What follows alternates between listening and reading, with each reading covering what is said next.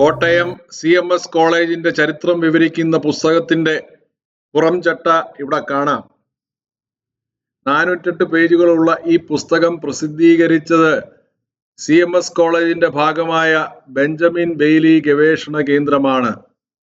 1997 പുറത്തിറങ്ങിയ ഈ പുസ്തകത്തിന്റെ രചയിതാവ് doctor Samuel നെല്ലിമുകളാണ്.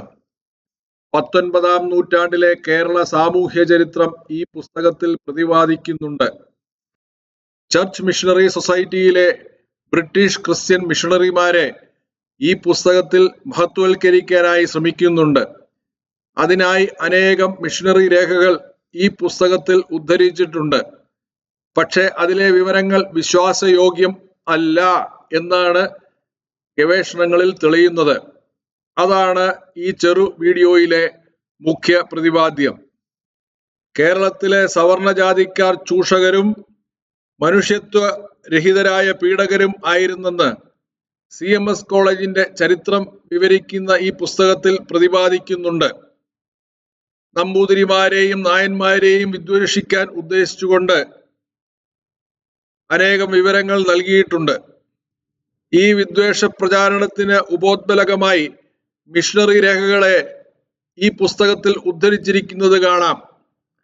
Church Missionary Proceedings 1852, Church Missionary Intelligencer 1857 മുതലായ മിഷണറി റിപ്പോർട്ടുകളെ ഈ പുസ്തകത്തിൽ ഉദ്ധരിക്കുന്നുണ്ട്.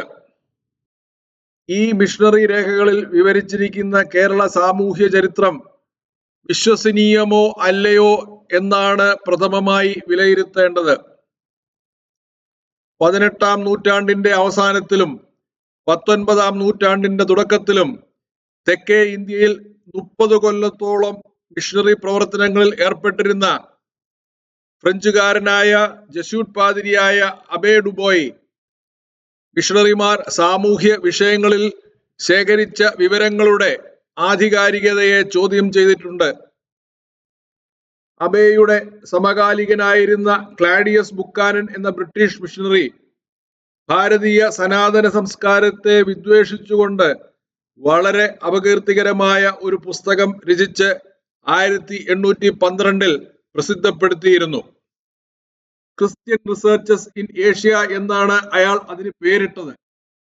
കൂടാതെ ഹിന്ദുക്കളെ നിന്ദിക്കുന്ന ചില ലഘുലേഖനങ്ങളും അയാൾ പ്രസിദ്ധീകരിച്ചിരുന്നു. ഇതിനെയെല്ലാം ഖണ്ഡിച്ച് 1823 അബേ ഡുബോയ് രചിച്ച പുസ്തകമാണ് letters on the state of Christianity in India എന്നത്. അബേയുടെ പുസ്തകത്തിൽ ബുക്കാനൻ ഹിന്ദുക്കളുടെ സ്വകാര്യ സാമൂഹ്യ വിവരങ്ങൾ ഇൻഫോമേഴ്സിൽ നിന്നാണ് ശേഖരിച്ചതെന്ന് വ്യക്തമാക്കുന്നുണ്ട്.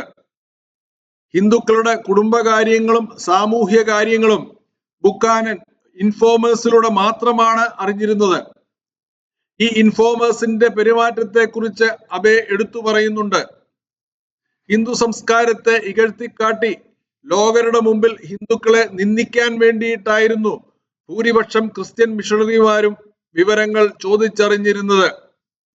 ഹിന്ദു സനാതന സംസ്കാരത്തെ ലോകരുടെ മുമ്പിൽ താറടിച്ചു കാണിക്കാനാണ് മിഷണറിമാർ വിവരങ്ങൾ ചോദിച്ച് അറിയുന്നത് എന്ന് മനസ്സിലാക്കുന്ന ഇൻഫോമർ അതിനനുസരിച്ചുള്ള കഥകൾ അയാൾക്ക് വിളമ്പിക്കൊടുത്തിരുന്നു. മുകളിൽ ചൂണ്ടിക്കാട്ടിയ അബേയുടെ പുസ്തകത്തിലെ പേജ് 202 കാണുക. ഇതിൽ നിന്നും മിഷണറി രേഖകളിലുള്ള വിവരങ്ങൾ വ്യാജ കഥകളെ ആസ്പദമാക്കിയുള്ളതാണെന്നും അവയ്ക്ക് ഒട്ടും ആധികാരികത ഇല്ലെന്നും വ്യക്തമാകുന്നു. അബേ ഡുബോയ് മനഃശാസ്ത്രപരമായ ഒരു സത്യമാണ് ചൂണ്ടിക്കാണിച്ചത്. ആധുനിക ഗവേഷകർ ഈ മനഃശാസ്ത്രം പഠിക്കുവാൻ ശ്രമിക്കുന്നു. വിവരശേഖരണ ബയാസിനെ കുറിച്ച് അനേകം ലേഖനങ്ങൾ ഇന്റർനെറ്റിൽ തിരഞ്ഞാൽ കാണാം. ആധുനിക ശാസ്ത്രീയ ഗവേഷണങ്ങളിലും ഈ ബയാസ് കാണാം. The observer affects the observation എന്ന് ആധുനിക ശാസ്ത്രജ്ഞനായ വെർണർ ഹേസൻബർഗും ഗവേഷണത്തിലൂടെ തന്നെ വെളിപ്പെടുത്തിയിട്ടുണ്ട്. ഇതൊക്കെ കണക്കാക്കി വേണം സനാതനധർമ്മത്തിന്റെ ശത്രുക്കളായ വൈദേശിക ക്രിസ്ത്യൻ മിഷണറിമാർ കേരള സമൂഹത്തെ കുറിച്ച് പറഞ്ഞിരുന്ന കാര്യങ്ങൾ മുഖവിലയ്ക്ക് എടുക്കുവാൻ.